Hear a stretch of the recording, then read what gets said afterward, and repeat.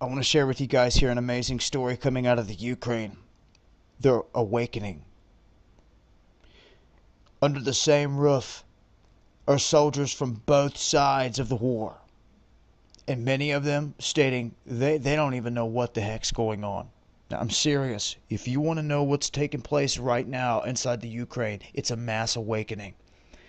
The soldiers are fleeing. They're refusing to fight and fleeing to Russia, which is sad because they're losing their country. But they've been infiltrated, and we know by who. But listen to this. They're stating that this group, massive group, comes across, and they're in there saying that they don't want to do this. That they're blaming it on mobilization, and the laws are forcing them to do so. That they wouldn't want to do this. We don't know who we are fighting. They have no hate toward Russia. They're not nationalist. They're not right sector. They're just a Ukrainian soldier trying to defend his country. That's all he thinks he's doing.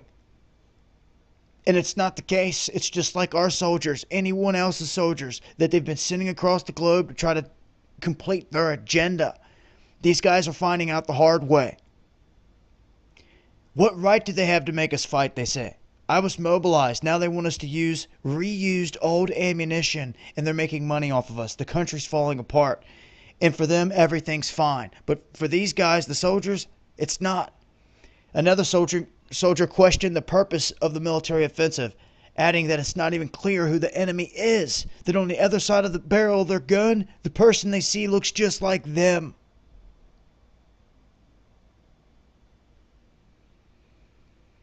It's all so confusing. Who is fighting who? And how and for what isn't clear. Who are the separatists? What do they look like? We don't know. It's because they look just like them. And they're sick of it.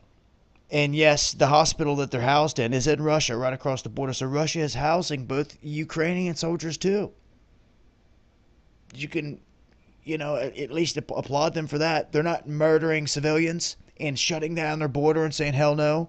They're taking care of the enemy soldiers. But at the same time, these guys are done. My point is, they have awoken to this nightmare that's happening in the Ukraine, and they realize that they are being played out to fight their own brothers and sisters. And now it's starting to crash. What you're going to see here very soon, you mark my words, is a massive military push by one of two sides. It's going to be Russia out of nowhere, blasting their way all the way through to Kiev, daring anything in a major move of force. Or they're going to be provoked to do so. And the reason they will be provoked is because, as you can see, the Ukraine military falling apart. What are they going to do then? They're going to have to send in black op units. Other personnel, and they've already got them in the region. They've been pulling off drills in the sea south of Crimea, in the country of Ukraine. They were doing it the day this crash happened. Rapid Trident, Operation Seabreeze, those are the names. And, thus far, United States military putting out their information is nothing. None of their proof does nothing. We know who's behind this at this point. The Nazi-backed Kiev. And I'm just glad that I'm able to report out of all this chaos that people are awakening. It's sad that they have to run to communist Russia, but hey, at least they're not gunning them down. They're taking care of them. So, in the end, it's sad because they're losing their country and they've been invaded by, damn it, the leaders of our country backing this thing. We've got to put a stop to this madness, guys. It starts here with us, because when the attacks start raining down here, it's going to be karma, because we did nothing to stop all the hell that they've rained down upon the world. I'm telling you, when it happens, it's going to be karmatic.